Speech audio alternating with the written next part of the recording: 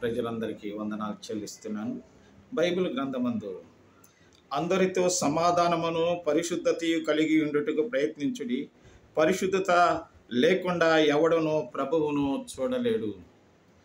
నా ప్రేమటువంటి సహోదరి సహోదరుల, మనము అందరికీ సమాధానకరంగా పరిశుద్ధతగా మనం జీవించాలి, ప్రేమగా జీవించాలి, అన్యోన్యతగా జీవించాలి.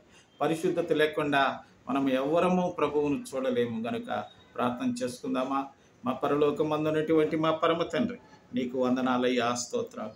ఈ సమయంలో ప్రభువా, మేము ప్రజలందరితో సమాధానంగా ఉండుటకు, సంతోషంగా ఉండుటకు, పరిశుద్ధంగా బ్రతకటానికి నీ కృపను నీ దయను మా ఎడల ఉంచమని కూడా ప్రార్థన చేస్తూ, వింటున్న ప్రతి బిడ్డలందరిపైన నీ కృపను అనుగ్రహించమని, ప్రతి శోధన నుంచి బిడ్డలందరినీ విడుదల చేయమని, ఇది నా ఆశీర్వాదాలతో బిడ్డలను నింపి నీ నామానికి మహిమ కలిగించుకుందు అని యేసు నామమున ప్రార్థిస్తున్నాము తండ్రి.